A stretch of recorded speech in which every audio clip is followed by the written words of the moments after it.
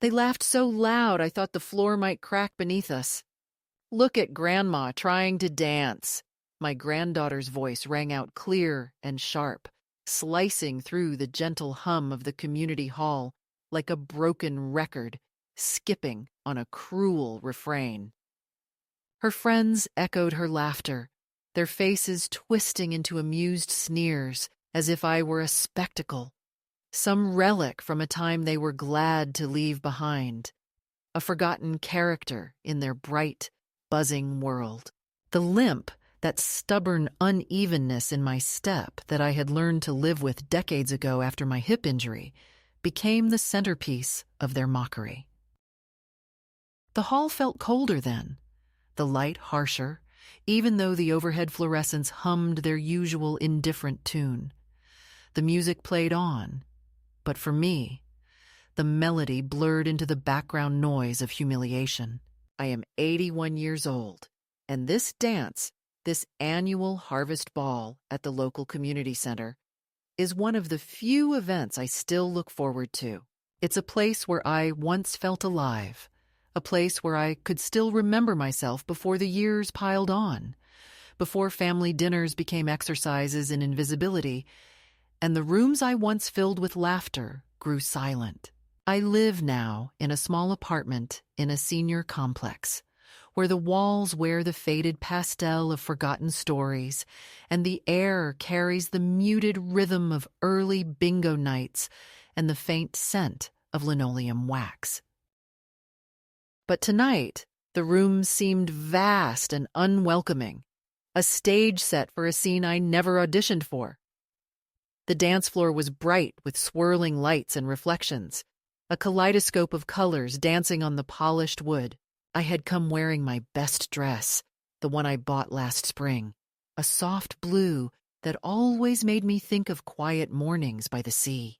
My shoes were a little tight, but I had managed the walk here carefully, each step measured and deliberate to avoid the sharp twinges from my hip. The small limp I carry is not a flaw, but a story, a mark of survival from years of life lived hard and full.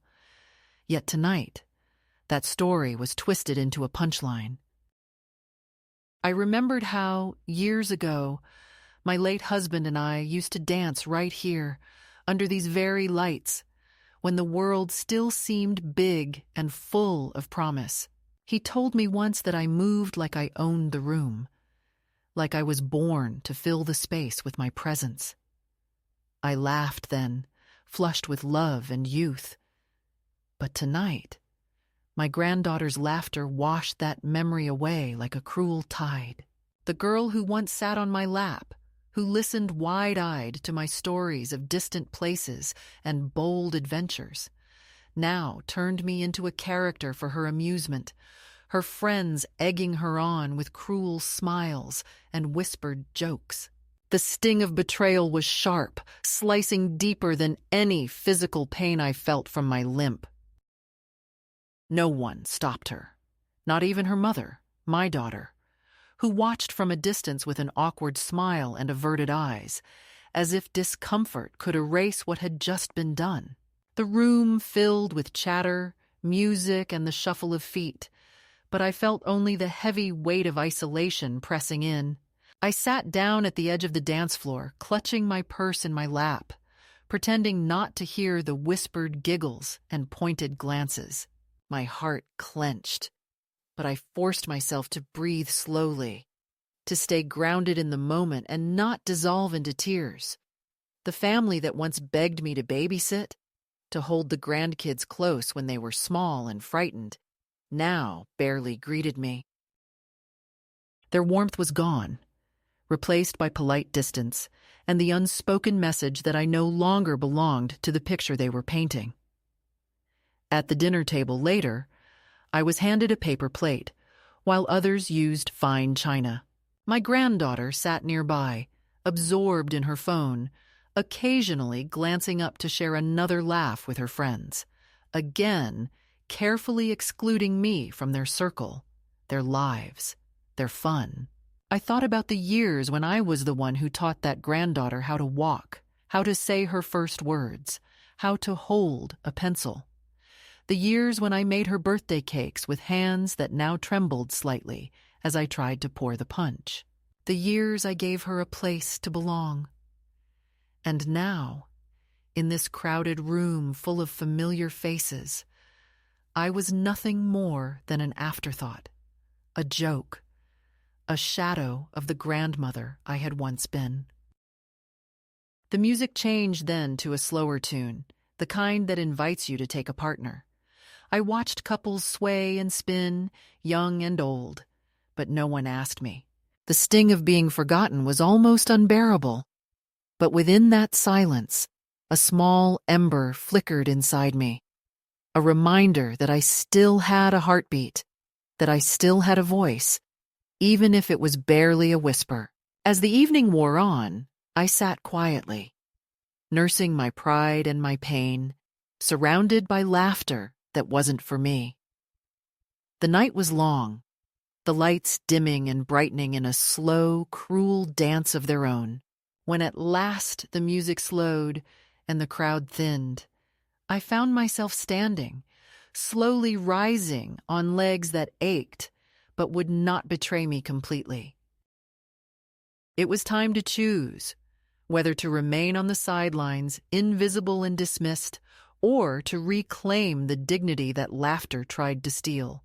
I walked out onto the dance floor, every eye turning toward me.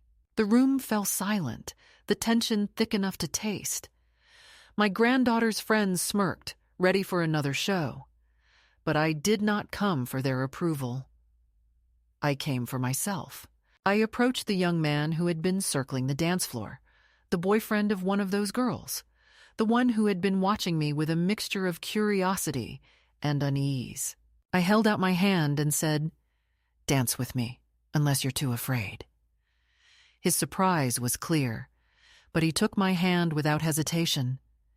We moved slowly, deliberately, finding a rhythm that was mine and mine alone. For a moment, the room stopped being a place of humiliation and became a space of quiet triumph. The limp did not vanish, but it no longer defined me. I was more than a shadow, more than a punchline. I was still a woman who could move, who could choose, who could dance. And as the music played, I understood something new. Dignity isn't given. It's taken. Even if you have to walk with a limp. The moment I realized everything had shifted irreversibly came just seconds after her laughter echoed through the room, a sharp, careless sound that seemed to ricochet off the walls and settle deep inside me like a stone dropped into still water. It was not just the mockery itself, though that cut deeply enough, but the way she said it, the cruel joy in her voice, the deliberate performance for her friends, as if she were unveiling some great spectacle that everyone was meant to witness and enjoy at my expense. "Look at Grandma trying to dance," she said, her words ringing clear and loud, her friends' laughter rising in waves around us. I could see the way their eyes gleamed with amusement, how they nudged each other with sly smiles, as if I were no more than a source of entertainment, a punchline in a joke they had crafted without me. I watched my granddaughter's face, the familiar features twisted into something I barely recognized, a mask of youthful arrogance and thoughtless cruelty that made my chest ache.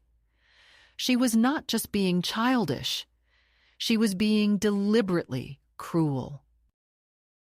It was the kind of cruelty that comes from feeling powerful at another's expense, from knowing that you hold the microphone in a room where someone else is forced to listen. My granddaughter, once a small girl with wide eyes and a gentle smile who clung to my hand when the world felt too big, had transformed into a person who found joy in diminishing me, in exposing my vulnerabilities for others to laugh at. And worse, no one stopped her. Her mother, my own daughter, stood nearby, her lips pressed tight, her eyes flicking away like a guilty spectator hoping the moment would pass without confrontation.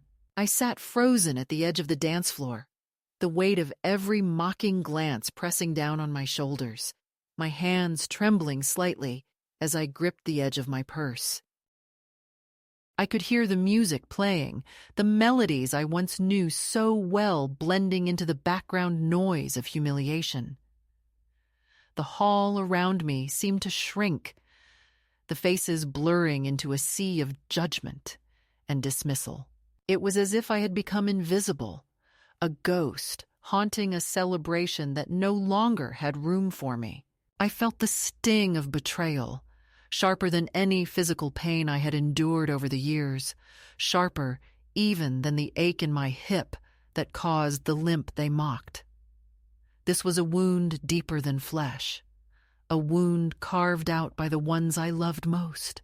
The catalyst, the spark that ignited a slow-burning fire within me, was not just the public humiliation, but the cruel acceptance of it by those who should have protected me. The family who once welcomed me with open arms, who cherished the stories I told and the warmth I brought to their lives, had quietly rewritten the script. In their new version, I was no longer a beloved grandmother. I was a source of embarrassment, an inconvenience to be ignored or dismissed. The laughter that echoed across the room was not just hers. It was a chorus of unspoken agreements, of silent nods that said, "She doesn't belong here anymore." I was being exiled, not with harsh words or angry outbursts, but with a quiet, devastating erasure. As the laughter died down and the music shifted to a slower tune, I felt the full weight of my solitude. My granddaughter's friends turned their attention back to their own conversations and dances, leaving me in a bubble of silence and exclusion. Even the staff at the community center seemed to avert their eyes, unwilling or unsure how to intervene in a moment that was clearly charged but left no room for challenge. I felt the cold sting of tears threatening to spill over, but I held them back, refusing to give my tormentors the satisfaction of seeing me break. That night, as I sat alone in my small apartment, the events replayed in my mind like a broken film strip. Each frame a reminder of my diminished place in a family and community that once embraced me. The catalyst was not a single act, but a convergence of subtle betrayals. The jokes whispered behind my back, the avoidance of eye contact, the gentle but firm exclusion from conversations and plans. The mocking of my limp was merely the loudest expression of a truth I had known for a long time, that I was being pushed to the margins, a woman whose body and spirit no longer fit into the image her family wanted to present to the world. Yet within that night of despair, a seed of resolve took root. I realized that this moment of betrayal, as painful as it was, could also be a turning point. It forced me to confront the reality of my situation, to see clearly the gulf that had grown between me and the people I had loved and trusted. But it also made me ask a question I had been too afraid to voice. What if I stopped waiting for their acceptance? What if I stopped shrinking myself to fit into the roles they assigned me? That question lingered in the quiet darkness, a fragile flicker of hope against the shadows of rejection. The catalyst, then, was both an end and a beginning. It marked the moment I stopped pretending that everything was fine, the moment I stopped excusing their cruelty with excuses about youth or ignorance. It was the moment I allowed myself to feel the full weight of my pain without apology. But it was also the moment I began to imagine a different path, a path where I might reclaim my dignity, my voice, and my right to be seen as a whole person, not a caricature. In the days that followed, the sting of that night remained, but it no longer paralyzed me. Instead, it became a quiet fuel, a steady fire burning beneath the surface, urging me to stand taller, to walk with intention, and to take up space unapologetically. The laughter that had once threatened to drown me now seemed distant, like a storm passing over a landscape that would soon feel the sun again. The catalyst was painful, but it was necessary. It was the first step on a long journey toward reclaiming myself. In the days and weeks that followed the night of the Harvest Ball, I found myself caught in a slow, steady unraveling of the life I thought I knew. The catalyst had been sharp, immediate, a wound freshly opened. But what came next was a quieter, more insidious kind of pain. The kind that seeps in unnoticed until it becomes part of the landscape. The first escalation was not a dramatic confrontation or an explosive argument. It was a subtle erosion, a fading away that no one acknowledged but everyone understood. My place in the family, once secure and cherished, began to shrink inch by inch, like the fading light at dusk, until I was left on the edges, watching from the sidelines. The morning after the ball, I woke with a heavy heart and a limp that felt more pronounced, as if my body carried the weight of the humiliation as well as the years. I moved slowly through my small apartment, the worn carpet soft beneath my feet, but unable to cushion the ache in my chest. The phone sat silent on the table. No messages, no calls. It was as if the world had taken a collective breath and held it, waiting to see what I would do next. I knew then that the laughter was not an isolated moment. It was a signal, a line crossed, and that nothing would be quite the same again. My granddaughter, once a source of joy and connection, began to avoid me. When I called to check in, my voice met with brief replies or, more often, a polite excuse that ended the conversation quickly. The warmth that had once existed in our relationship was replaced by a distance so vast it felt like a chasm. Invitations to family gatherings stopped coming, and when I visited the house, I was met with quiet rooms and conversations that paused when I entered, as if my presence was an interruption to be tolerated rather than welcomed. At the community center, the place that had once been a refuge for me, I found myself increasingly invisible. The Harvest Ball was over, but other events and socials continued, and each time I went, I was met with polite nods or hurried greetings from faces that once smiled warmly. The women who had once shared stories and dances with me now glanced away or spoke in hushed tones, their eyes avoiding mine. The laughter that had erupted around my granddaughter's mockery seemed to linger in the air, a ghost that haunted every gathering. Even within my own family, the changes were palpable. My daughter, who had once confided in me and sought my advice, now kept her distance, her phone always close and her schedule perpetually full. My son's visits became rarer and shorter, often interrupted by calls or texts, leaving me feeling like a background character in the story of their lives. The grandchildren, once eager for my attention and affection, now treated me with a curious blend of politeness and discomfort, unsure how to navigate the new dynamics that had settled like dust between us. The physical reminders of my age and injury became sharper as well. The limp, once a quiet companion, now felt like a spotlight on my vulnerability.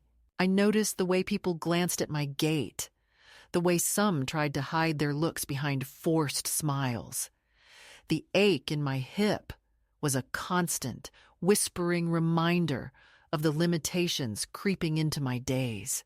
I tried to ignore it, to carry on as I always had, but the body remembers what the heart tries to forget. The mirror reflected a woman who was still here, still breathing, but whose reflection seemed smaller, more fragile, edged with the quiet sadness of exclusion.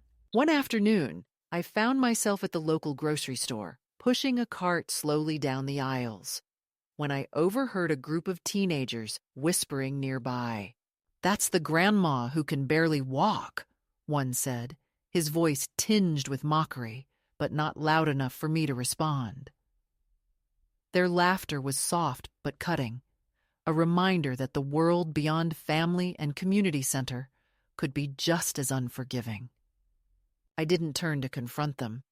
Instead, I walked out of the store feeling more alone than ever. At home, the silence grew heavier. The phone remained mostly quiet, and the letters I sent went unanswered or were met with brief replies that felt like closing doors. The pictures on the walls, once vibrant with memories, seemed to fade into shadows. I started spending more time sitting by the window, watching the world move on without me. The neighborhood children played in the street, their laughter distant and unreachable. I longed to join them, to be part of their energy and light, but my feet carried me only so far. One evening, I attended a small gathering at the senior center, hoping to find solace in the company of others my age. The room was filled with familiar faces, some kind and welcoming, others distant and preoccupied. I joined a conversation about old movies and gardening, trying to focus on the stories that once brought me joy. But beneath the surface, I felt the persistent undercurrent of exclusion, the quiet realization that even here, I was becoming a peripheral figure. The loneliness was a quiet storm, brewing beneath polite smiles and gentle nods. In the weeks that followed, I began to notice changes in myself as well. The confidence I once carried with me, however modest, started to waver. I found myself hesitating before speaking, wondering if my words would be heard or dismissed. I withdrew from invitations, fearing the stinging sting of judgment or pity. The warmth in my heart grew cold, replaced by a cautious reserve that shielded me from further pain, but also kept me isolated. Yet even in the midst of this slow erosion, a quiet strength began to grow. I realized that if I was to survive this new reality, I would have to find ways to rebuild myself from the fragments left behind. I started to walk a little farther each day, forcing my legs to carry me beyond the familiar corners of my neighborhood. I revisited old hobbies, reading, knitting, tending to the small garden on my balcony. These small acts of self-care became lifelines, threads weaving me back together when the world seemed determined to unravel me. One afternoon, while attending a community art class, I met a woman named Ellen, a widow with a gentle smile and a sharp wit. She didn't know my story, nor did I share it at first, but her presence was a balm to the quiet ache inside me. We talked about everything and nothing, about paintings and poetry, about the small rebellions that kept us going. Ellen reminded me that even when the world tries to write us out of the story, we still have the power to turn the page. It was during this time that I began to understand the true nature of the first escalation, not as a breaking point, but as a call to resilience.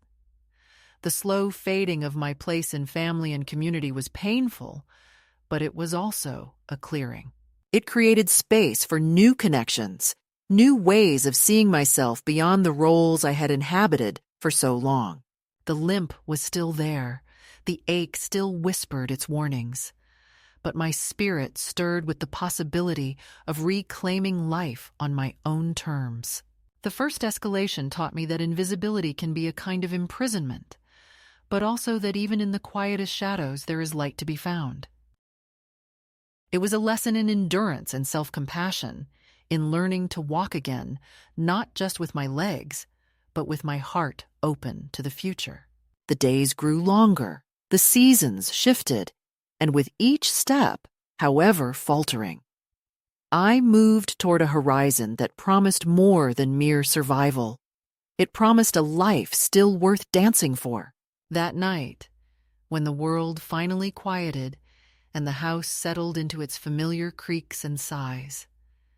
I found myself staring out the window at the soft glow of streetlights flickering against the dark sky.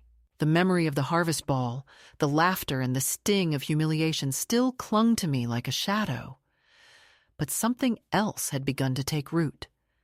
A subtle, stubborn flicker of something I had nearly forgotten. Hope. It was not a sudden epiphany or a grand moment of revelation, but rather a quiet turning inward, a moment where the weight of rejection shifted enough to reveal a crack through which a new light could enter. As I sat alone in the stillness, I thought back to a night many decades earlier, a night of music and movement that had left an imprint on my soul far deeper than I had ever realized until now. It was the year 1959, and I was young and fearless, full of dreams that stretched beyond the horizon of my small town.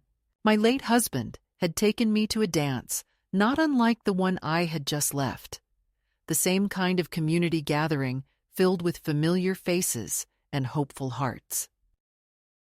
I remembered how he had looked at me then, eyes bright and full of love, telling me I moved like I owned the room, like the whole world belonged to us in that moment. The memory was vivid. The feel of his hand in mine, the swirl of my dress, the music weaving around us like a promise. That memory was a lifeline, a bridge connecting the woman I had been to the woman I still was beneath the years and the pain. I realized that the limp I carried was not a symbol of weakness, but a testament to resilience. It was a map of battles fought and survived, a reminder that I had stood tall even when the world tried to knock me down. The laughter of my granddaughter and her friends, painful as it was, could not erase the strength etched into every step I took. This was my body, my history, and my story, and it was mine to own. With this quiet resolve stirring within me, I made a decision that surprised even myself. I would return to the dance hall, not to seek approval or to mend broken relationships, but to reclaim the part of myself that had been silenced. I wanted to remind the world, and most importantly myself, that I was still here, still capable of joy and presence. The act was simple, yet profound. I would walk onto that dance floor and take the first step toward owning my dignity again, no matter the cost.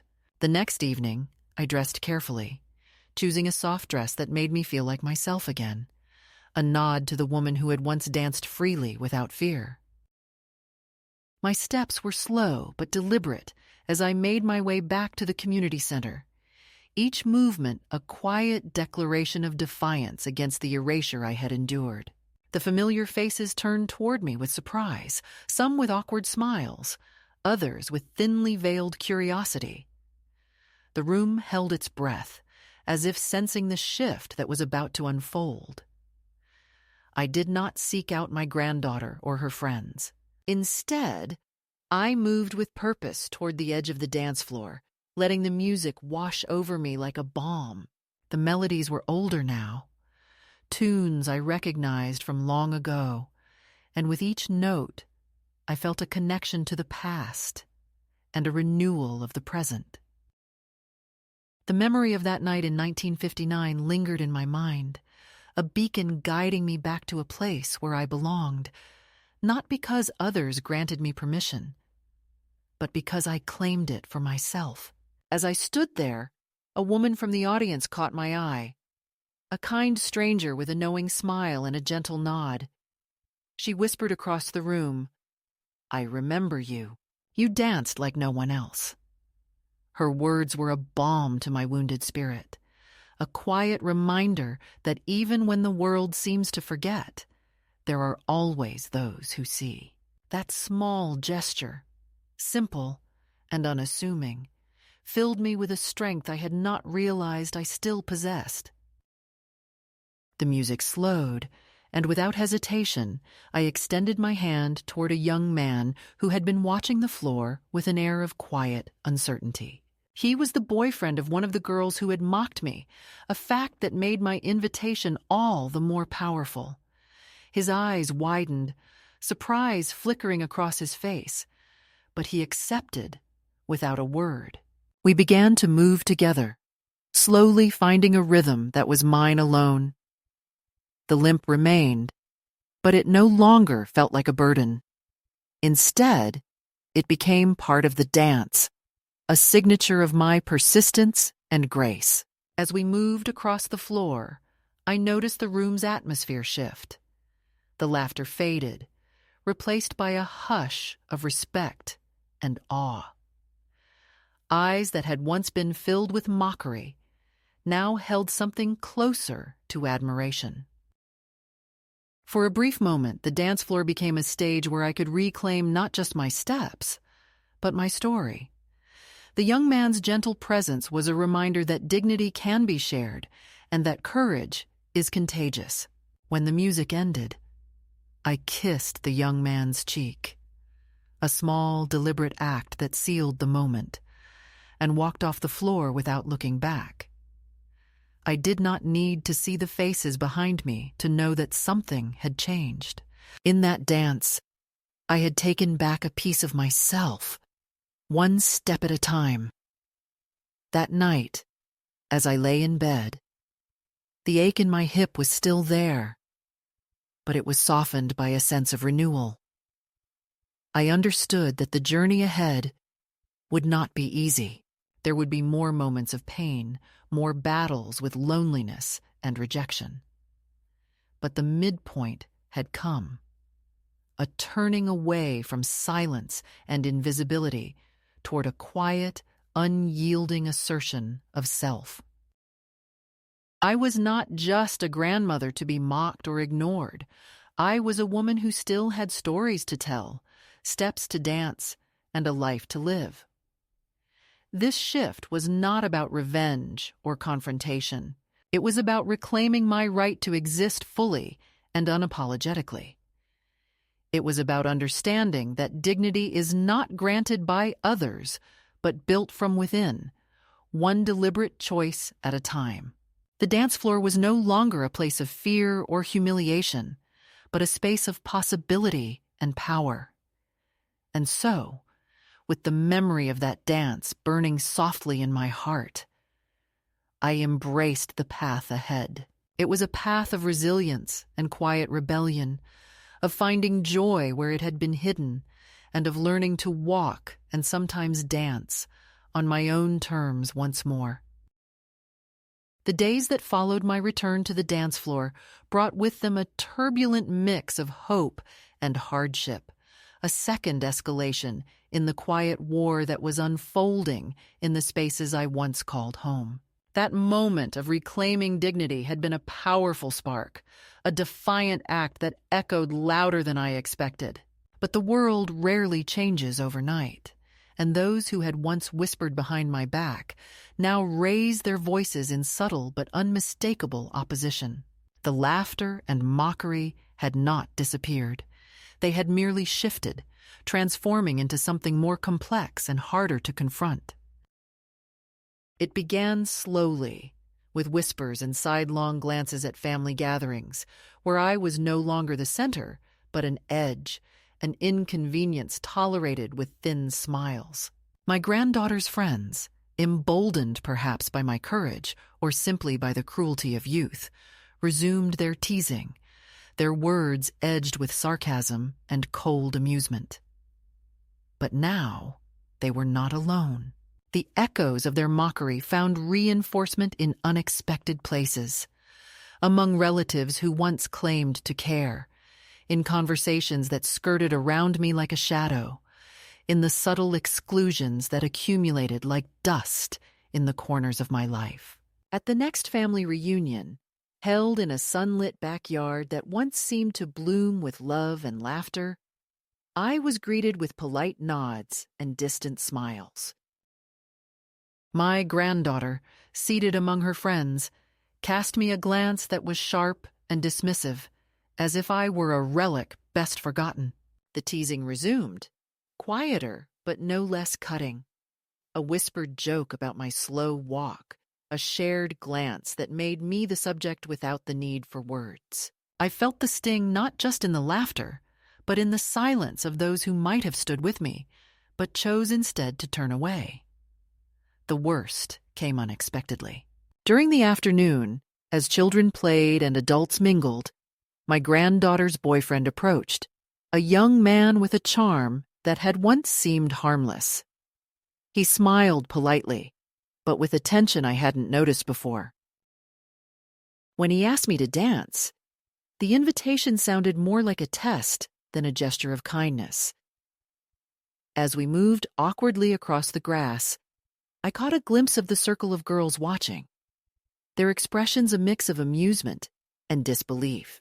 One whispered to another, "She's really doing it." Their eyes glinted with a cruel delight, as if my very presence challenged some unspoken rule. It was in that moment I understood that my small victory on the dance floor was not just a challenge to my granddaughter, but to the entire social order that had quietly decided I no longer belonged. The dance was no longer just about reclaiming my dignity. It had become a battleground where the past and present collided. The young man, torn between respect and peer pressure, faltered, his steps uneven like mine. I led gently, each movement a statement of resilience and quiet strength. The girls' laughter dissolved into silence as the dance ended, but the tension lingered, a reminder that acceptance was still far away. At home, the pressure continued to mount. Conversations grew more strained, invitations less frequent. My phone remained silent more often than not, and when I did receive calls, they were short and perfunctory. The warmth of family gatherings was replaced by an icy formality, a polite distance that made my presence feel like an intrusion. I began to understand that the exclusion was not accidental, but a deliberate strategy to push me out, to rewrite my place in the story of our family. The community center, once a refuge, became a reminder of my liminal existence.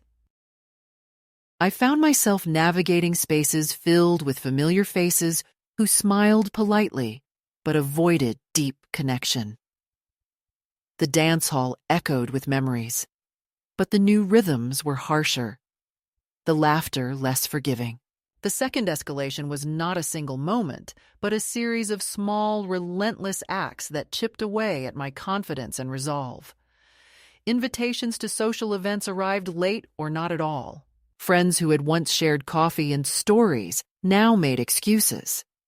The sting of invisibility was sharper than before because it was layered with the memory of what I had reclaimed and what was slipping away again. Yet, amid the growing pressure, I found unexpected allies. A neighbor named Helen, a woman with silver hair and eyes that held both kindness and fire, reached out one afternoon after a community meeting.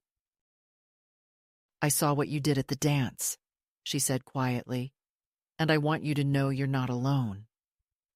Her words were a balm to my weary spirit, a reminder that resistance could take many forms and that solidarity could be found even in unexpected places.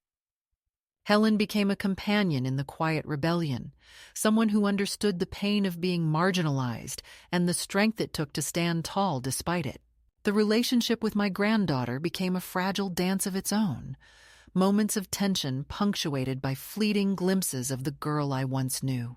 There were days when she avoided me entirely, retreating into the safe confines of her friends and their judgment. But sometimes, in rare moments when the laughter died down and the room grew quiet, I caught a flicker of something else. A hesitation, a shadow of guilt or regret. Those moments were brief and often swallowed by the louder voices around her, but they reminded me that the bonds of family are complex and never fully broken, even when frayed. One particularly painful day, I received a message from my granddaughter's mother. The tone was cautious, almost diplomatic. She spoke of concerns for my health and well-being, of the need to find common ground and move forward for the sake of the family. The words felt hollow, more a formality than a genuine olive branch. It was clear that the family's priority was control, maintaining appearances, and preserving their carefully constructed image. I read the message over and over, feeling the weight of its polite distance, the unspoken conditions wrapped beneath the surface. Despite the mounting pressures, I refused to retreat completely. I attended local events, walked the neighborhood with my cane as a steady companion, and sought out moments of quiet joy wherever I could find them. The memory of the dance, of the music and the lightness I had reclaimed for a brief moment, fueled my determination. I learned to carry the sting of rejection with grace, to let the whispered judgments fall like rain upon a garden that refused to wither. The second escalation tested my resolve in ways I had never imagined, but it also revealed the depth of my own strength. In the quiet evenings, I wrote letters I never sent, pouring out my feelings onto paper in a way I could not voice aloud. I traced the arc of my journey from invisibility to assertion, from humiliation to resilience. Each word was a step, each sentence a small victory. These letters became my secret companion, a testament to the woman I was becoming despite the world's attempts to diminish me.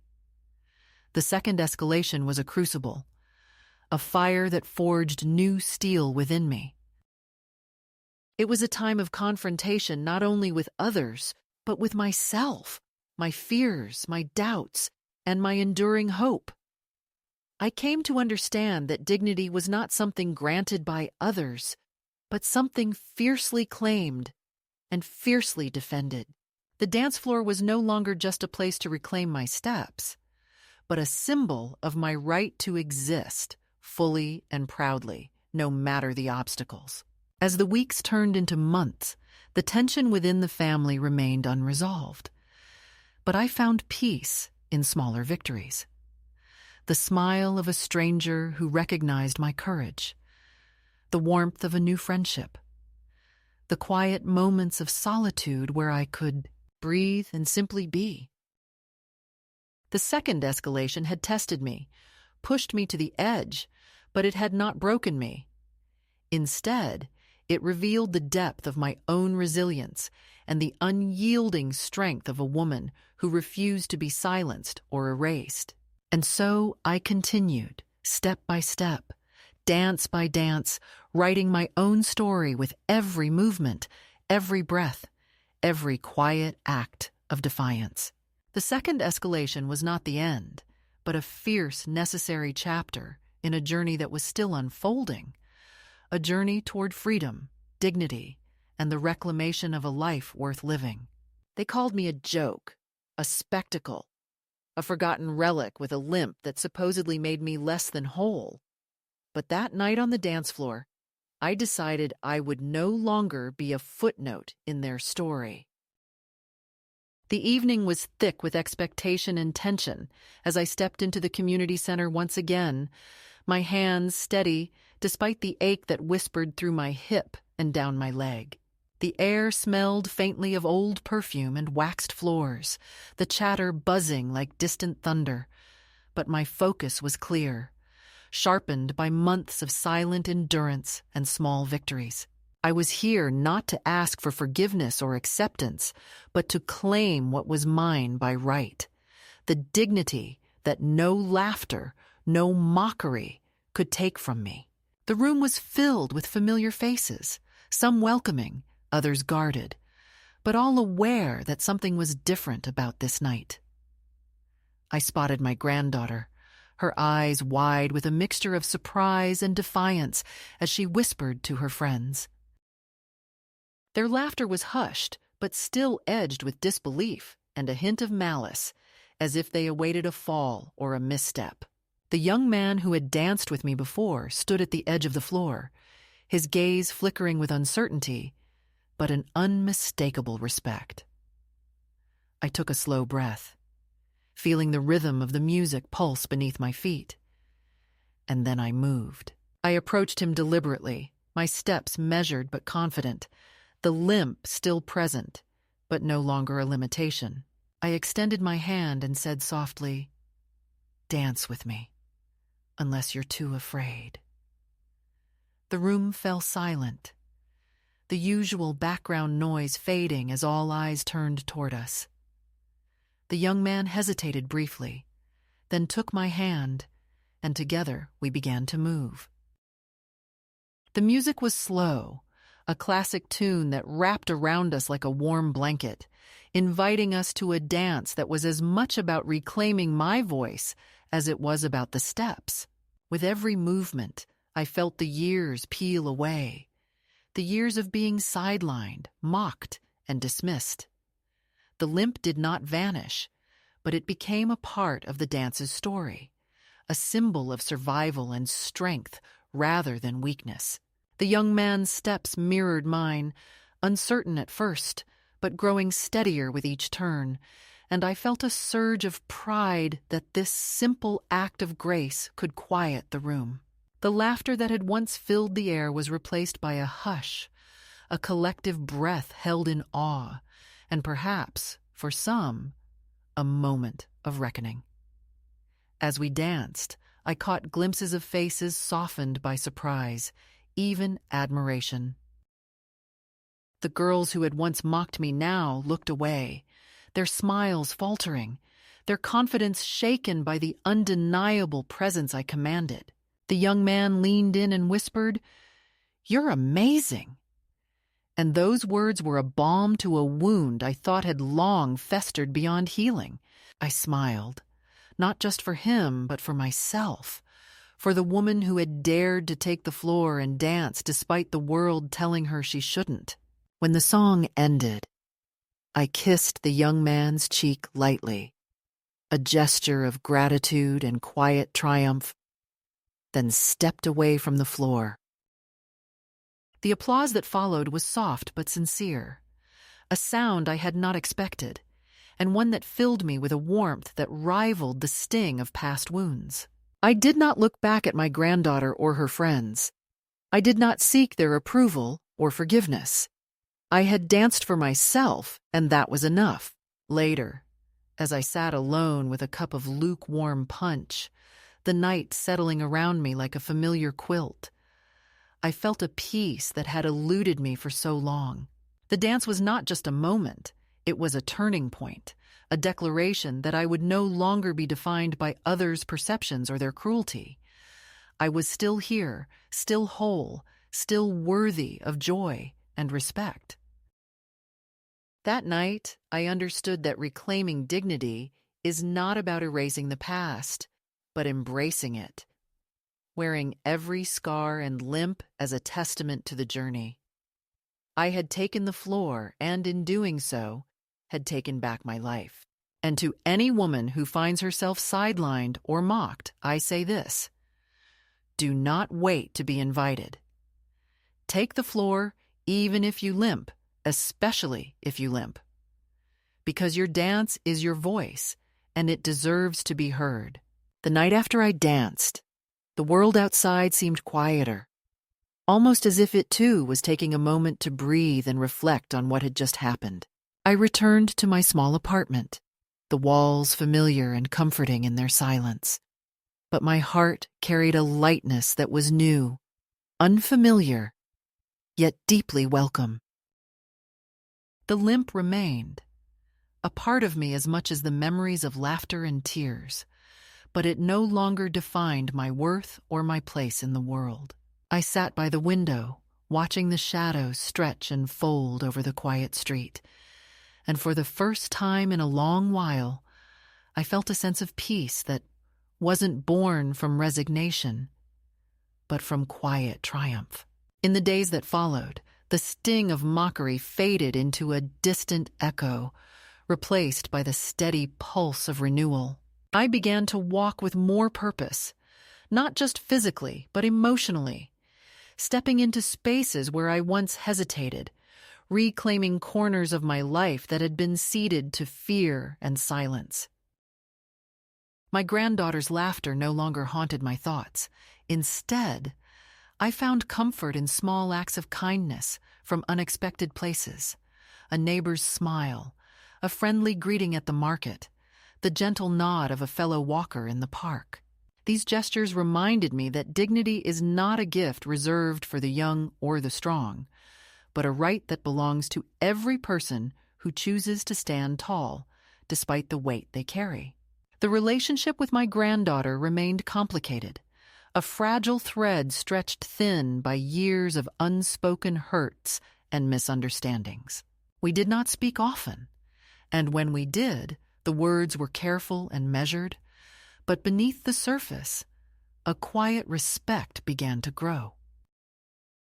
She no longer laughed at my limp in front of her friends, and I sensed a hesitation in her eyes, a recognition that the woman before her was not the fragile figure she once mocked, but someone who had found strength in vulnerability and grace in perseverance. I learned to embrace the new rhythms of my life, finding joy in moments that once passed unnoticed: the soft rustle of leaves in the breeze, the warmth of sunlight on my face, the rich aroma of coffee shared with a friend. I returned to the dance floor not to prove anything to others, but to celebrate the woman I had become, each step a testament to resilience and self-love. The community center's events became less about belonging to a group and more about honoring my own journey, a space where I could move freely and without apology. One afternoon, as I walked through the park, a young mother stopped me, her eyes bright with curiosity and warmth. She spoke of her own struggles with aging parents, the delicate dance of care and independence, and the fears of invisibility that sometimes shadowed her days. We talked for a while, sharing stories that bridged generations, and in that exchange, I realized that my journey was not just my own, but part of a larger tapestry of women who had walked similar paths. The dance I had taken on that floor was a symbol not just for me, but for all of us, an invitation to claim our space, to be seen and heard on our own terms. As the seasons turned, I found myself less bound by the past and more open to the possibilities of the future. The limp remained, a reminder of the battles fought and won, but it no longer whispered doubt or limitation. Instead, it sang of survival and the beauty of imperfection. I wore it like a badge of honor, a mark of a life fully lived with all its joys and sorrows. To any woman who feels unseen, unheard, or diminished, I offer this truth: your story matters, your voice deserves to be heard, and your dance is a powerful act of reclaiming yourself. Do not wait for permission or approval. Take the floor boldly, with all your wounds and strengths, and let your steps be the song that tells the world you are still here, still whole, and still worthy of joy. And as I close this chapter of my life story, I do so with a heart full of gratitude for the pain that taught me resilience, for the laughter that sharpened my courage, and for the dance that reminded me who I am. I am not just a grandmother with a limp. I am a woman who walked through fire and found her own light, and that light will never be dimmed again.